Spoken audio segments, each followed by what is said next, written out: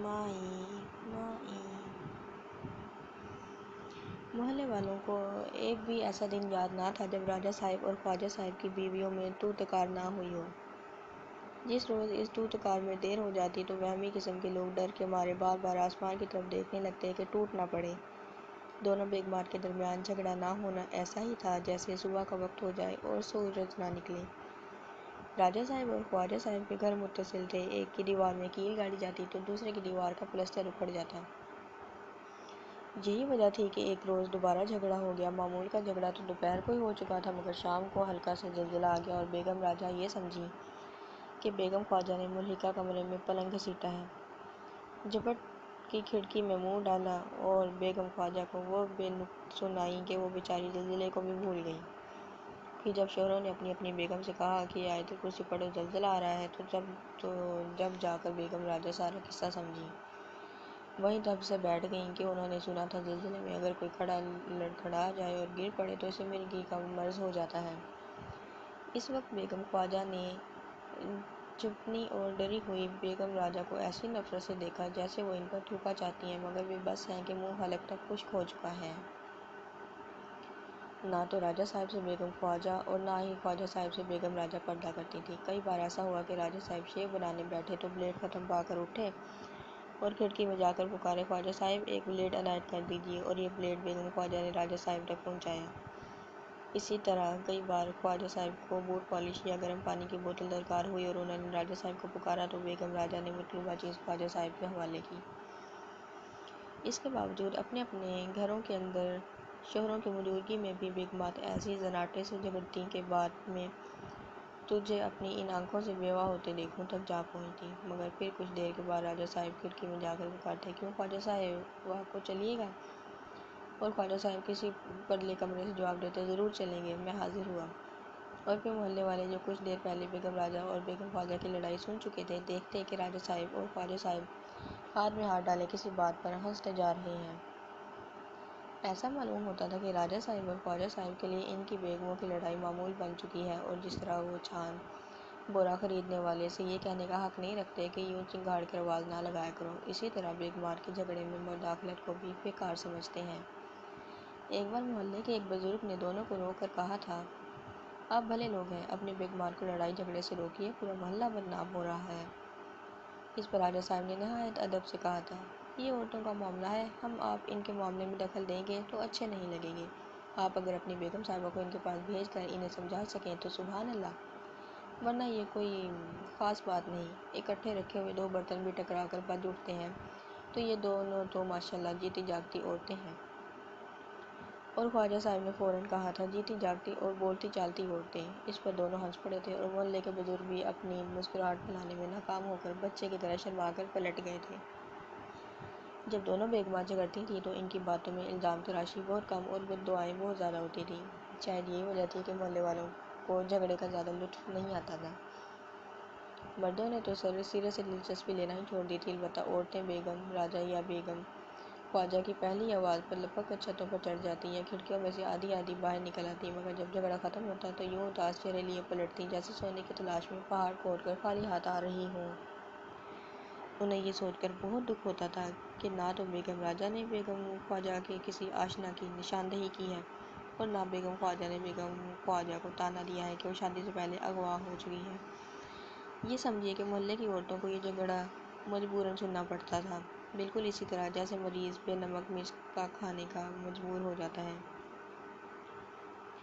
یہ جھگڑا جس طرح بے وجہ شروع ہوتا تھا اسی طرح بے وجہ ختم بھی ہو جاتا تھا۔ مثلاً بیگم راجہ کے بیٹے کی گیند اچھل کر کھڑکی میں سے گزری اور بیگم خواجہ کی بالٹی میں جا گری۔ اب بیگم راجہ چیخ رہی ہیں کہ بیگم خواجہ نے جان بوجھ کر گیند بھگو دی کہ گیلی مٹی سے بھر جائے اور مٹی سے بچے کے ہاتھ بھر جائیں اور ہاتھوں سے اپنے کپڑے خراب کر لے، اور بیگم راجہ کو پھر سے کپڑے دھونے پڑیں اور صابن الگ خرچ اور وقت الگ ضائع ہو۔ ادھر بیگم خواجہ کا اصرار ہوتا تھا کہ گیند بچے نے نہیں بیگم راجہ نے پھینکی ہے اور تو آ کر بالٹی ہی میں پھینکی ہے، کیونکہ نل بند ہو چکا ہے اور اب پینے کے پانی کے لیے بہشتی ہے۔ ایک مشق کے لیے کہا جائے جو غضب خدا کا، ایک مشق کے پورے 2 آنے لیتا ہے۔ بات بڑھتے بڑھتے اس انتہا کو پہنچ جاتی، اللہ کرے تیرا بچہ مر جائے۔ میرا بچہ خدا کا مال ہے، پر اللہ کرے پہلے تیرا بچہ مرے کہ میں اپنی آنکھوں سے تجھے اپنے یہ چڑیلوں جیسے بال نوچتے دیکھوں۔ میں کبھی کھڑکی میں سے کود کر آؤں گی اور تیری زبان پر انگارہ رکھ دوں گی، اس سے پہلے میں تیری ٹانگیں نہیں توڑوں گی۔ ٹانگیں ٹوٹی تیری اور تیرے ہوتوں دو سوتوں کی۔ پھر دونوں ایک دوسرے کو گھور کے دیکھتی، پھر دونوں غصے سے رونے لگتی اور کچھ دیر کے بعد دونوں اپنے گھر کے کاموں میں مصروف ہو جاتی۔ جھگڑے کا آغاز عموماً بیگم راجہ کی طرف سے ہوتا تھا۔ بیگم خواجہ کا قصور صرف یہ تھا کہ وہ جیسے اس آغاز کے انتظار میں ہوتی تھیں۔ انہوں نے ایک بار بھی بیگم راجہ کو نظر انداز نہ کیا، مگر ایک روز یہ عجیب واقعہ ہوا کہ بیگم خواجہ آنکھوں میں خون اتارے کھڑکی میں آئیں اور بولیں، اے بیگم خان صاحبہ، ذرا سامنے تو آ۔ بیگم راجہ خم ٹھونک کر میدان میں اتریں اور حسب معمول جھگڑے کا آغاز کرنے ہی لگی تھیں کہ بیگم خواجہ نے آغاز کر دیا۔ وہ بولیں، تیرے لونڈے نے آج میرے لال کی ران میں پینسل ماری ہے، باریک سکہ اس کے چمڑے میں گھس گیا ہے اور وہ رو رو کر اپنی جان ہلکان کیے جا رہا ہے۔ میں اگر اس کے بدلے میں تیرے لونڈے کے پیٹ میں چاقو گاڑ دوں، پھر یہی کہ میں تیرا کلیجہ کچا چبا لوں گی۔ بیگم راجہ نے کاروباری انداز میں جواب دیا۔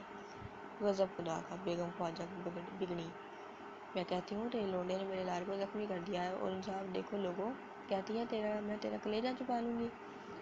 ارے تو میرے بیٹے کے پیٹ میں چاقو گاڑے گی تو میں تیرا کلیجہ نہیں چبا لوں گی تو کیا تیری دعوت کروں گی؟ بیگم راجہ کڑکیں، پر تیرا بیٹا کہاں، ذرا دکھاؤ تو صحیح، اسے کوئی خراش بھی آئی ہے کہ تو عادت پوری کرنے کو بے بک چھپ رہی ہے؟ یکایک بیگم خواجہ پلٹی اور اوپر پرلے کمرے سے اپنے بچے کو اٹھا کر کھڑکی میں بٹھا دیا۔ رو رو کر اس نے اپنی آنکھیں سجا لی تھیں۔ پھر بیگم خواجہ نے اس کی ران پر سے پاجامہ ہٹایا اور بولی، لے دیکھ لے اپنی منحوس آنکھوں سے۔ آنکھیں تو منحوس ہوں گی تیرے باپ دادا کی، بیگم راجہ نے کہا اور پھر کھڑکی کے پاس آ کر بولی، پر ذرا دیکھوں تو۔ پھر نہ جانے کیا ہوا کہ وہ دم بخود ہو کر رہ گئی، ایک لمحہ یوں ہی چپ کھڑی رہیں، پھر انگلی سے بچے کی ران کے اس مقام کو چھوا جہاں سے نکیلی پینسل نے نیچے جلد ادھیڑ دی تھی۔ خون رس کر جم گیا تھا اور آس پاس سرخی کا دائرہ سا بن گیا تھا۔ بچہ انگلی کے مس سے بلبلا اٹھا تو بیگم راجہ نے دونوں ہاتھ بڑھا کر بیگم خواجہ کے بچے کو اٹھا لیا اور اسے اپنے کولر پر بٹھا کر تھپکنے لگی اور رونے لگی اور کہنے لگی، آگ لگے ان ہاتھوں کو جنہوں نے تیرے پھول سے جسم کو ادھیڑا ہے۔ آنے دے کوشا کو، تیرے سامنے ایسی ماروں گی، ایسی مار دوں گی کہ طبیعت ہری ہو جائے گی۔ پھر وہ بیگم خواجہ کے بیٹے کے آنسو پوچھنے لگی اور اسے چومنے لگی۔ تو جگ جگ جیے، تو سیرے باندھے، میں تو کہتی ہوں خواجہ خضر کی عمر پائے، بس اللہ کرے تیری ماں مر جائے۔ یہ کہہ کر بیگم راجہ نے بیگم خواجہ کی طرف دیکھا تو وہ بھی کھڑی اپنے آنسو پونچھ رہی تھیں اور اپنے مرنے کی بد دعا سن کر آنسوؤں میں مسکرانے بھی لگی تھیں۔ اتنے میں بیگم راجہ کا بیٹا آ گیا۔ اسے دیکھتے ہی بیگم راجہ اس پر جھپٹیں اور اکٹھے 4-5 تھپڑ اس زناٹے کے مارے کہ بچے کی چیخیں پورے محلے میں گونج گئیں۔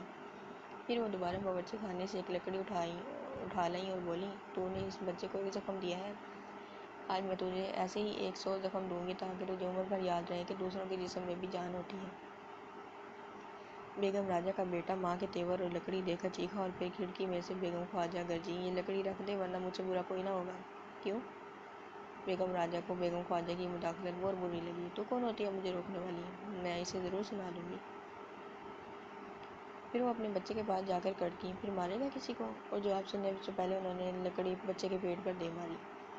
اچانک بیگم خواجہ کھڑکی میں سے کود کے آئیں اور بیگم راجہ کے ہلکتے ہوئے بیٹے کو سینے سے لگا کر ایک طرف کھڑی ہو گئیں۔ کون سا غضب ہو گیا آخر، ذرا سی پینسل ہی تو لگی ہے۔ یہ ذرا سی پینسل ہے؟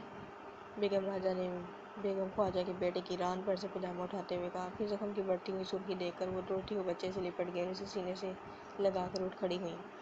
آمنے سامنے کھڑی بیگموں کو یکایک احساس ہوا کہ وہ ایک دوسرے کے بچوں کو سینے سے چمٹائے رو رہی ہیں۔ اس صورتحال کا انکشاف ان پر ایک ساتھ ہوا کیونکہ دونوں ایک ساتھ ہنسنے لگیں۔ پھر بیگم خواجہ ہنسی روک کر بولیں، ہائے ہم بھی کیسی پاگل ہیں۔ پاگل ہوگی تو، بیگم راجہ بولیں اور ساتھ ہی زور کا قہقہہ مارا۔ بیگم خواجہ نے اس قہقہے کا ساتھ دیا۔ پھر دونوں ایک دم رک گئیں کیونکہ دونوں بچے اپنی ماں کو ہنستا دیکھ کر بے اختیار ہنسنے لگے تھے۔